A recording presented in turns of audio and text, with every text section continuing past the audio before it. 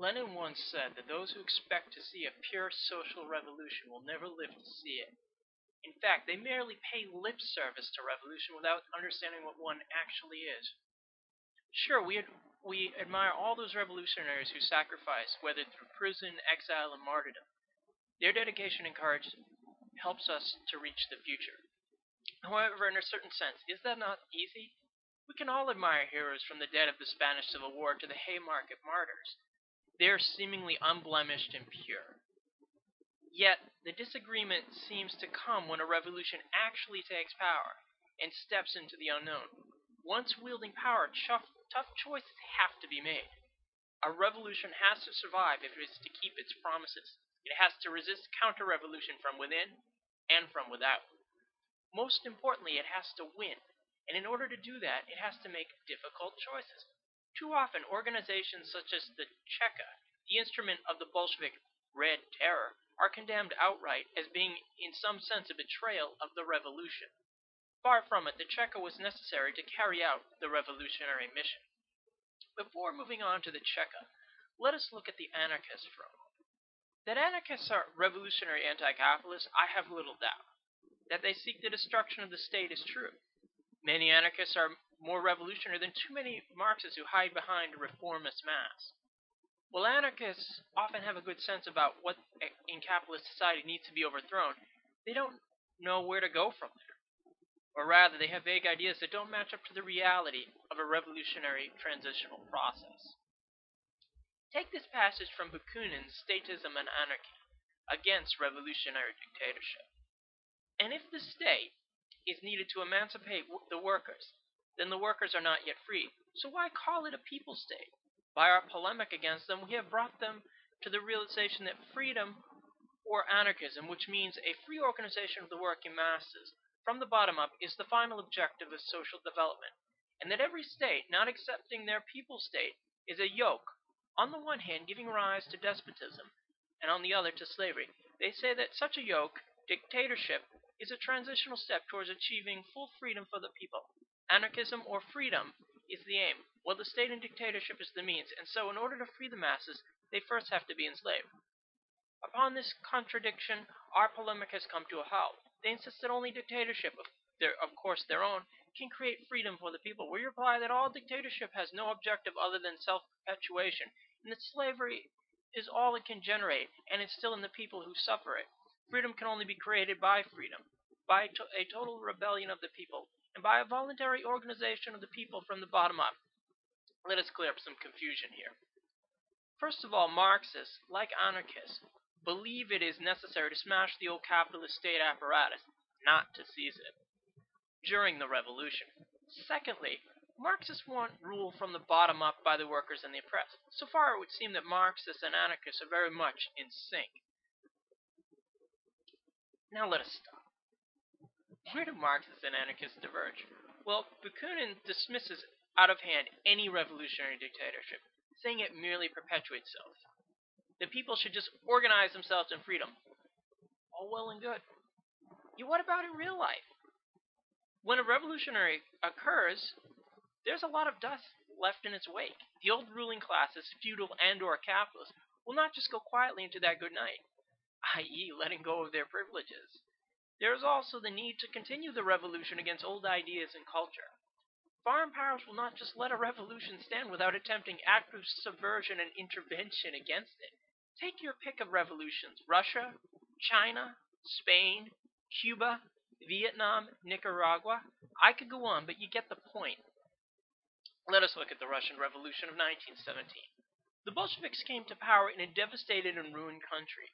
Millions had already died from the ravages of the First World War. From the first moment, the Bolsheviks were thrown into a maelstrom. All the hostile powers of the old world were arrayed against them.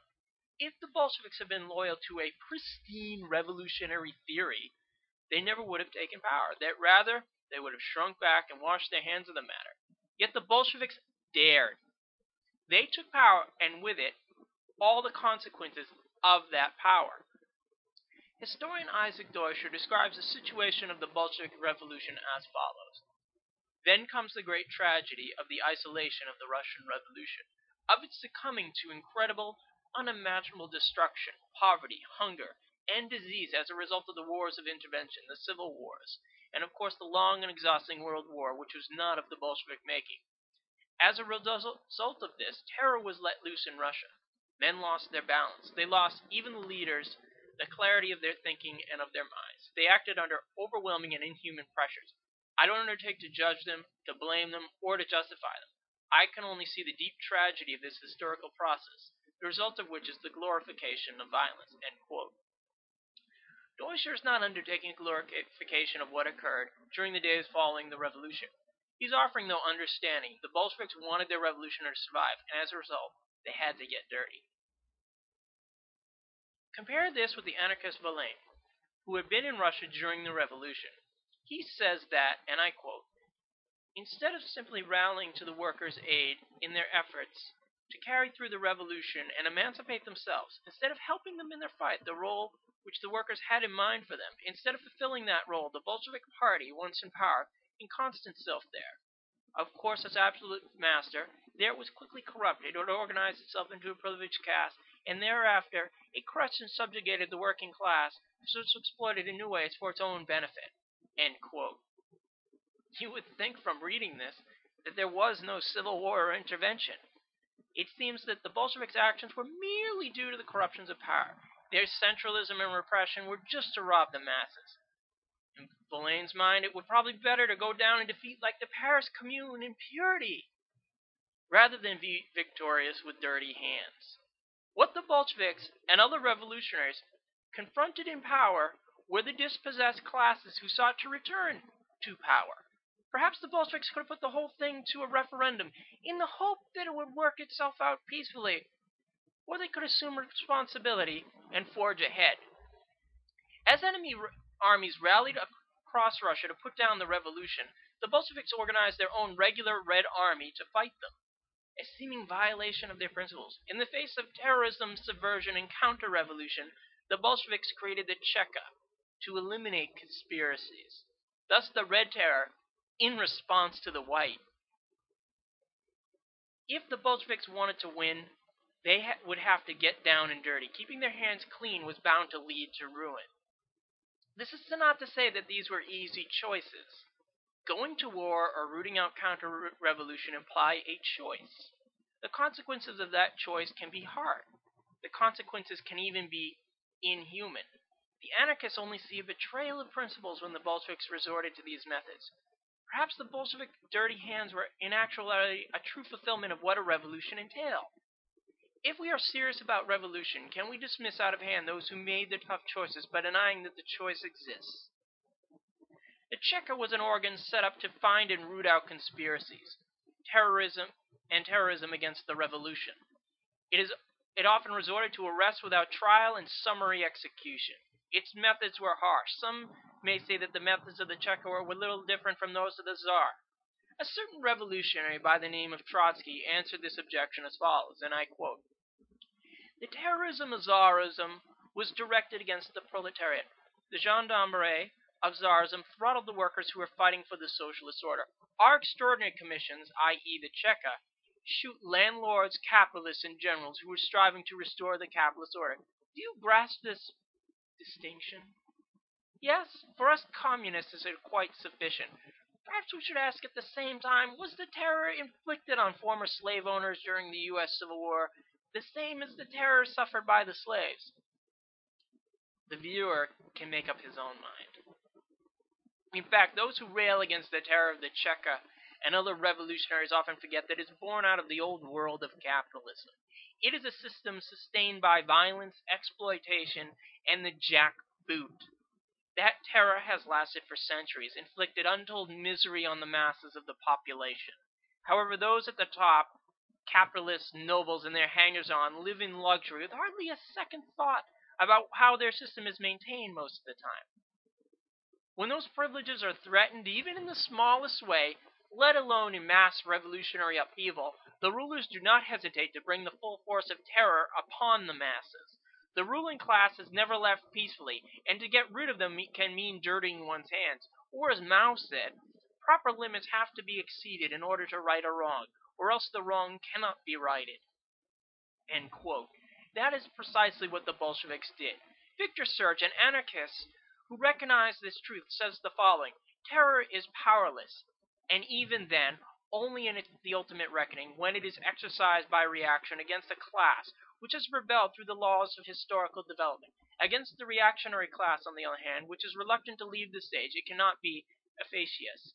It is for this profound reason that the Red Terror is always less bloody than the White Terror. The toiling masses use terror against classes which are a minority in society. It does no more than complete the work of the newly arisen economic and political forces." End quote. Perhaps if the Bolsheviks had acted differently, there would have been no need for the Cheka and its methods. Perhaps. That seems to assume that there is some way to make a revolution without harsh choices, or without first really dispossessing the class enemy. If someone has an example of such a revolution, please get back to me. Do not think of this video as a glorification of violence. Think of it instead as facing the consequences of revolutionary struggle once in power. If you're serious about revolution, about changing the world, then you'll have to get your hands dirty. For some, it is too much. For others, it means believing in a revolutionary theory that is so pure that it is untouched by the uncomfortable reality. It's not a choice to be made lightly. Yet that is not the last word. The revolution may need to use the Cheka. It may need to resort to terror. Yet that is not the be-all and end-all of the revolution. A revolution is not about torture. It is not about massacres. The revolution is not about doing unto the oppressor what was done unto the oppressed. A revolution is about emancipating all of humanity and building a new way of life. A revolution should be about sharply differentiating between ourselves and the old regime. However, we have to get to the point where we can build a new world. Yet to get to that point, we need to be willing to get dirty.